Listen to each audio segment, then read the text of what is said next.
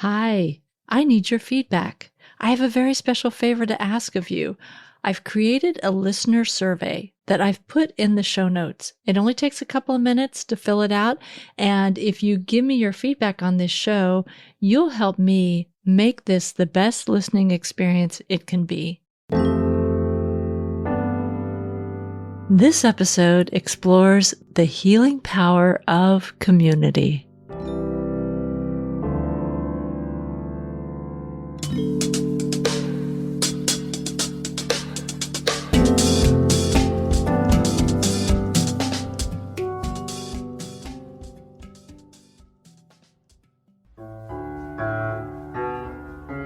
Welcome to another episode of Art Heals All Wounds, where we explore the intersection between art and well-being.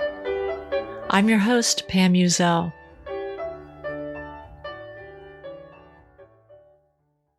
Belonging. Don't we all want to feel like we belong somewhere? Throughout a good deal of my life, I've struggled with the feeling that I didn't belong. I've wondered if it comes from the fact that I'm adopted.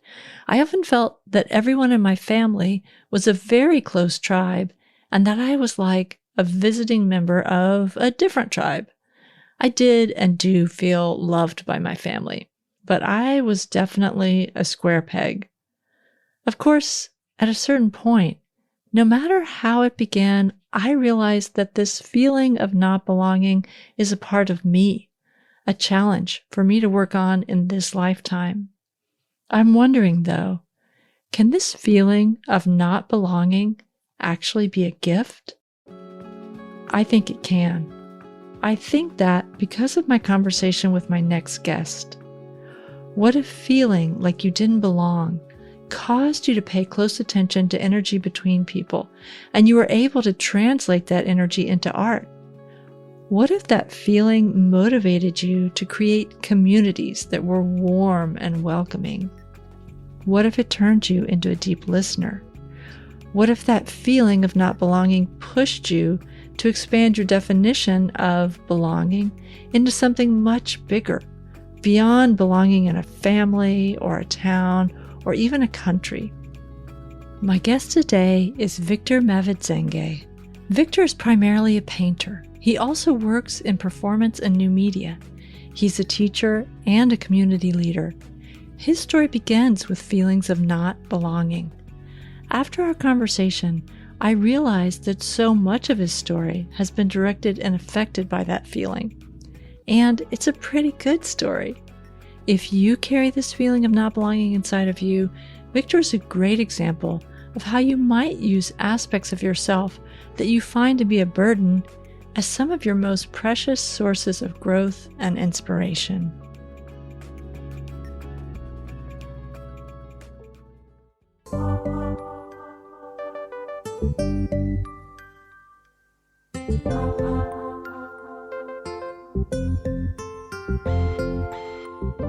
Victor Mavedzenge was born and grew up in Zimbabwe. He got his Master's of Fine Art from the Slade School of Fine Art in London before moving to Berkeley, California. Victor paints both abstract and figurative works. If I think about it, I think his work has increased my appreciation of abstract art. His paintings are just so vivid and alive, with strong expressions of energy and emotion. Victor is also a project manager at Downtown Streets team in Hayward, California. Downtown Streets is an organization that works with the unhoused population, assisting them to re-engage with society, providing support in job and housing searches. Victor's often credited his work with those who are unhoused as one of the main spaces in which he both finds and learns about community. When the pandemic hit and shut down the Second Friday Art Walk in Alameda, California, Victor helped start and now hosts the online Second Friday Art Talk. The necessity of moving online has actually caused the monthly event to evolve in a way that includes a welcoming space for visiting artists to present work to an online community in a way that was unexpected. I asked Victor to talk about both his art and his connection to community. Before we meet today's guest, I want to tell you about an app called Newsly. Newsly is an all-in-one audio super app for iOS and Android. There really hasn't been an app like Newsly before now. Newsly picks up all of the trending articles on the web and reads them to you in a natural human voice. You can find any topic you're interested in: sports, politics, or art. I've loved using this app. I listen to it when I'm commuting or when I'm gardening or while I'm cooking, anytime where I want to catch a little bit of news, but my hands are full or I can't stop to read. You can also find trending podcasts from over 50 countries on Newsly, including Art Heals All Wounds. Newsly has become my go-to listening app for podcasts. If you want to try Newsly yourself, just download it from www.newsly.me. And if you use the promo code ARTHEALS, you'll get a free 1-month premium subscription. I'll include all of this info in the show notes so that you can just click on the link and use the Art Heals promo to get your free trial. Now, let's meet this week's guest. Hi, Victor. Thank you so much for being on the podcast. Can you start by introducing yourself, telling us what you do? Hi, everyone. Thanks, Pam, for having me. My name is Victor Mavedzenge, and I'm originally from Zimbabwe. I've been in America since 2012, so this is my 10th year in America.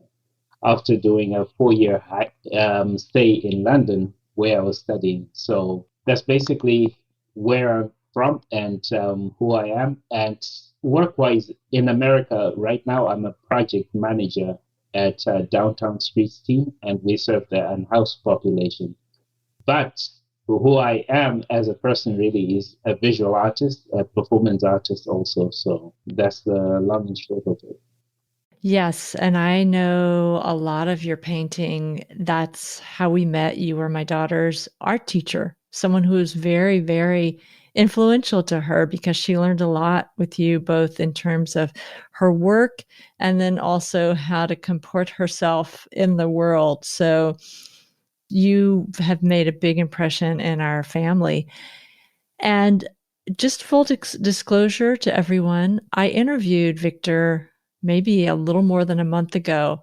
And then I just felt like there was such a shift in terms of what I was seeing from you on social media that I wanted to talk to you again. And what I've noticed mostly is how much you're posting about painting. You're doing things which I love, which are the time lapse of creating an entire painting. And I love watching those because I can never predict in the beginning what the final painting is going to look like. And that process is just amazing to me. But am I correct? Are you painting more, or what's happening with you? So over the last month, I've had a job change, and in between, I took a week off. And usually, when I go through a change, I always gravitate to producing more art because that's how I reset. And it's also a healing space for me because I have time for me just to do what I want to do. So that obviously adds up to a lot of work being produced in that time. And fortunately, these days we can capture that process with digital processes. So that's the story behind that.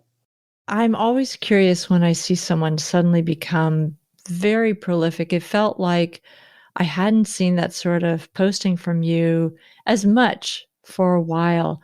And one thing I'm curious about, we've talked a lot in the past about your feelings as an immigrant from Africa, of being between two different places. Like you're neither this thing or that thing. And I really wanted to ask you about this theme of feeling in between versus feeling like you belong. How does that influence you both as a person and as an artist? That's a very good question. I think when I look back, I've always been in that space where I don't fit in totally. And I say so because my home situation was very challenging. So going into school, I felt like I always carried something with me that I didn't want people to see, which was I grew up in a very tumultuous home situation. So that's where I always felt as I was an outsider coming in, and I was in boarding school. So that meant 5 days a week I was in boarding school all my school life, from first grade right through to high school. And being an outsider wasn't new territory for me then. But then also this extra layer where I felt like I always had a perspective about life which other people didn't have. Even as a child, I looked at the world differently. Instead of listening to what the teacher was saying, I was looking at how the teacher said it. And usually I would miss some of the what she was talking about or what he was talking about because I'm so focused on how they're moving, how the words tie to the movements, how's the class reacting. And so that's something I've never shared with anybody. And as a child, I felt I was different. And nobody wants to be different. But it makes sense now because I was always drawn to the artistic process of observing the world around you, making those connections between, for example, the words and the actions and the reaction. And so, in a sense, I felt like an outsider there also. Moving on to being an immigrant. Now, I moved from Zimbabwe to London, and that was a very hard transition for me because we were colonized by the British in Zimbabwe. So what that meant was our education was British based. We spoke of London Bridge. We sang Mary Had a Little Lamb, and we read Paddington Bear. So getting to London and seeing Big Ben for the first time and London Bridge for the first time, I was so discombobulated because it didn't make sense to me why, as a child, I was taught about this bridge. I have got no relationship to it, no connection whatsoever besides reading about it and hearing that it fell down. So that further distanced me from the place I was in and made me feel more like the outsider in a sense. So then I came to America, which also became very interesting because when I got my citizenship, I remember thinking after the ceremony, so now I'm American. Then I immediately corrected myself to say, no, I'm African American. Then I had to correct myself again and say, no, I'm an African in America. And then came the climax, like, but I have been out of Africa for 10 years. Am I still an African? Can I still speak on Zimbabwean issues as an African? No, I can't because I'm out of touch with the current affairs of Zimbabwe right now. So, what does that make me? What does it mean to be an African? So in a sense, I came to the conclusion that I am what I am. I don't identify as an African anymore. I'm not saying I dislike it or disrespect it. I'm just saying I'm beyond that identity. I identify with people who've been to London because we can talk about King's Cross, and St. Pancras, and we can talk about Gower Street. We can talk about those things. I identify with Zimbabwe because if you talk to me about the landscape in Zimbabwe, I can say, oh, yeah, yeah. And you remember XYZ, how people raise their cattle and so on, or how the Wi Fi is in Harare. We can talk about those things. So now I've got an international identity. And for me, not having a limited identity really does wonders for me because I am not going to defend something minor. I'm not going to defend something less than taking on a larger identity, which we are, because I forget which poet said it, but they said we're made of stardust. Now, when we look at our identity as part of a universal identity, then we realize who we truly are. And who we truly are a network of human beings identifying as individuals, but ultimately we're all connected. So it took a lot of work to get me to that stage where I can say I'm part of a larger body. So who I am is not limited to where I was born, where I was raised, or where I am now. I can be whoever I want to be, and we all can be that. So it's no longer a troubling thing for me, and I don't identify myself as an immigrant because, in a sense, we're all immigrants. We have moved at some point, and we're going to move at another point. So I hope that answers that.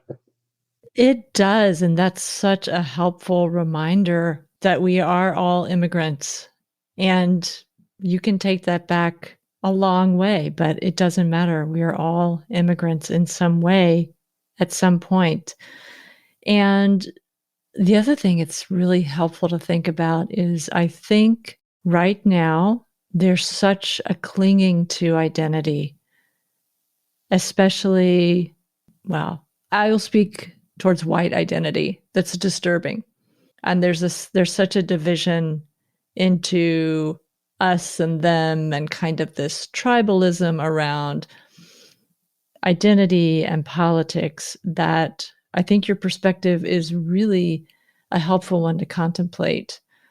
I think I must give credit also to Sadhguru, who's a yogi, a mystic from India, but he is international. So Sadhguru talks about identity and the danger of having a limited identity. And what Mm. he talks about is that when we identify as a nation, we're willing to fight and die for that idea.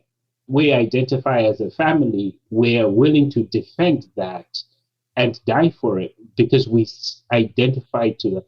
But he also shares that in India, before a child is sent to school, they used to have them chant a mantra, which says they're part of the universe. So their identity is the universe. They're part of a greater whole rather than a limited identity. And what that does then is it broadens up their being. How can you harm something that's part of you? So that empowers them to embrace the world as one, as a part of them. The other thing I did want to bring up, though, is you started a group which has very much become a thriving community called, is it Second Friday Art Talk? And it grew as an extension of a group called Second Friday Art Walk, which was the habit of having open studios on the second Friday of the month in Alameda. And of course, when the pandemic hit, that shut down that possibility. And so all of you moved online.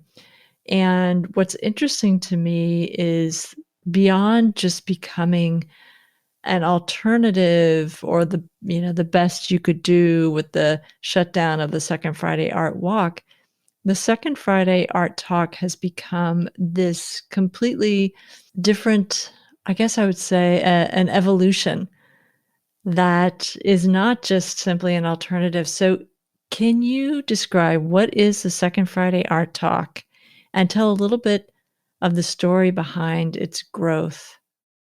Yeah, so the second Friday art talk started on a whim, basically. I called Jess and Wes, who run Studio 23 in Alameda. Well, and they are very involved in the second Friday art walk. So when the pandemic happened, we couldn't meet anymore because everybody had to stay home. So we came up with the idea to, have a Zoom panel with artists and have them talk about their work. And I remember you were actually on the first episode. So I must really say that I didn't know where this was going. I just had a feeling that it would go somewhere. And when we started it, it just became this magical place where we experienced and artists talk about themselves and their work concurrently in a very open, safe space. And Mm. the magic of it is that no two artists have spoken in the same way or with the same character. It's just so individual and so unique to hear each voice speak about their work. And the most touching part of it is how people went through the pandemic and how it impacted them.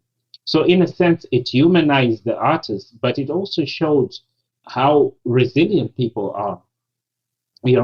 Some people struggled and they were very vulnerable to speak about their struggles. People lost family members, friends. And my initial idea was to see the intersect of the pandemic and art.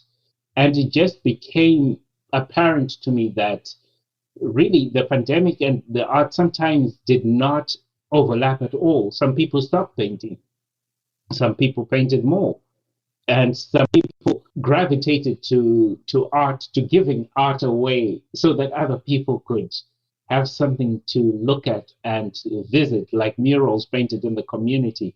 So it just took a life of its own because we just didn't know what would come from each artist every month. And it took a, like you said, it took a life of its own. And I'm just surprised and amazed at how rich the insights that we get from there are. And the beauty of it is when we begin the panel, I never look at the artist's work before. Wow. So I don't research the artist at all. I don't. That's my one of my mantras is that I don't look at their work. I don't look at who they are on social media. I meet them online, and this is our first interaction. And I'm looking at the work through fresh eyes. And also, my job as an interviewer is not to overtake the interview with my insights or what I'm seeing. I want the artist to lead and show us what the work is. And then after that, I can give, my opinion on it. So that way, it's interesting to see an artwork for the first time and within a few minutes, watch it transform from what you thought you were seeing to what it is according to the artist, and then after the discussion to see what it has become. So the artwork changes right before our eyes. First, there's the first impression, and then there's the impression influenced by the artist's idea, and then finally the marrying of your first impression, the artist's idea, to give you that final piece. And the beauty of it is there's an audience also commenting about what they're seeing, and this piece just comes alive. It's amazing how the art comes alive and you'll never see it the same again. Wow, I had no idea that you came into it completely fresh like that, because you are a really good interviewer, and it just makes me realize you must be so focused and doing such a great job of listening very deeply, because you do. The times when I've been back watching as an observer, you usually have more than one artist, and you're able to keep the thread of each artist, but you divide up their time to talk, which that's always what amazes me. What do you foresee now? Theoretically, it's safer for us to get together more so than it was when this first started. Do you think that Art Talk will keep going even if Art Walk and all the in-person things start happening again?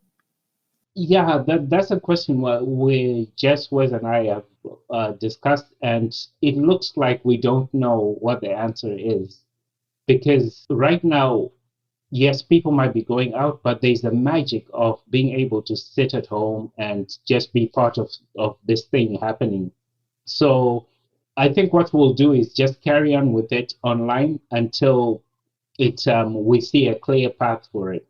But given that we've got maybe over 70 interviews now, over 70 panels, let's say about 50 panels with close to 150 artists participating, there's a lot of material that we've collected. So one trajectory we see if we do stop the art talk is to revisit those artists and have an in-person discussion with the same format as the online platform, and just carry on like that. Because I think in person it will be even more impactful when you can see the artist in real time in the same space. So that's an idea of where it could go.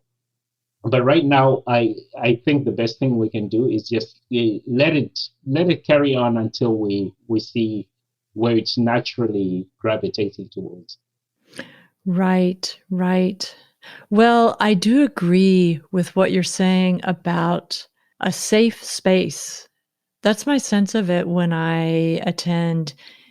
And there is something incredibly intimate about being at home with your headphones plugged in and participating in this conversation with many people who are also in their homes. And I would have never foreseen that before the pandemic happened, that such a huge amount of energy and warmth can occur over this very cold computer screen.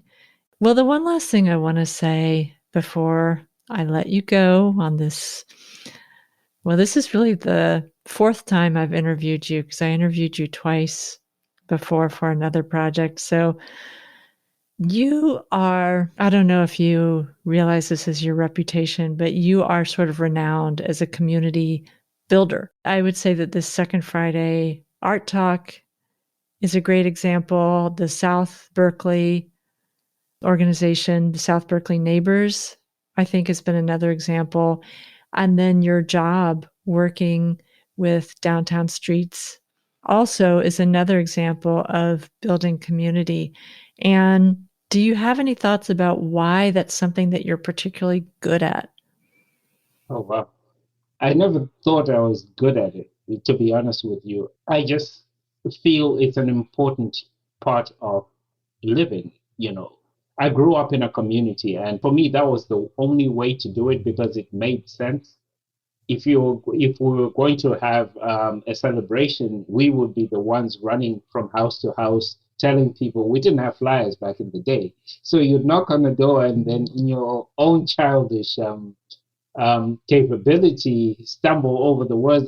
We're having this. You are invited. Come to our house. Just come to our house. And again, going back to that thing where I talked about observing people and how the dynamics of language and in terms of body language and verbal or audio.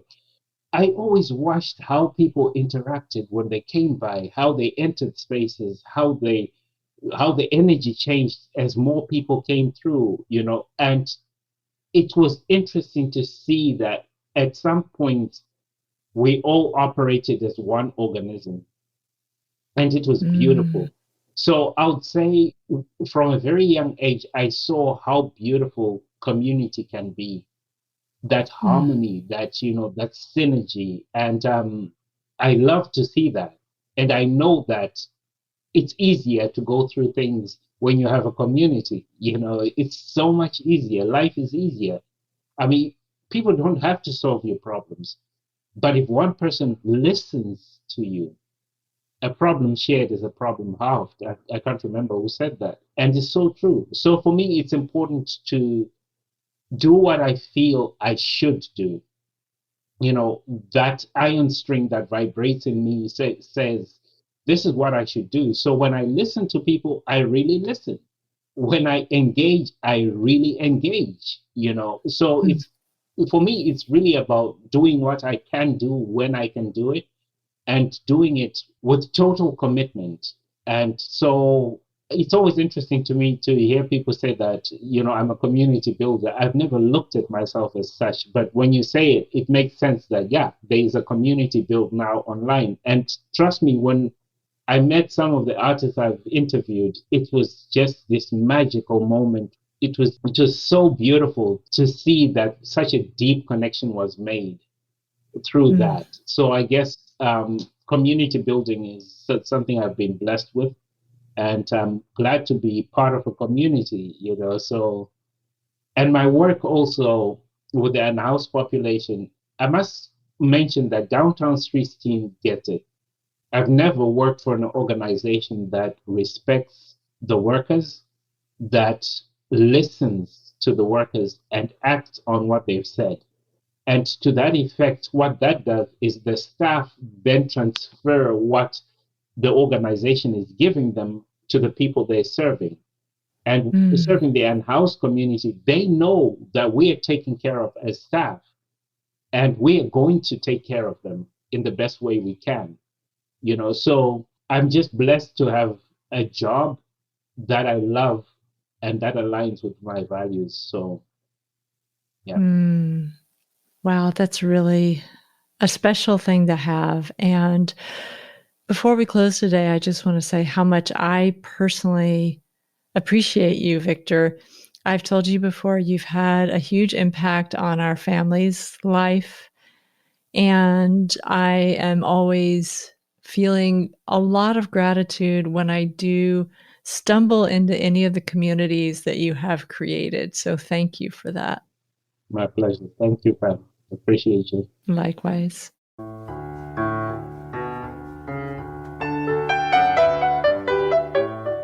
You're listening to Art Heals All Wounds.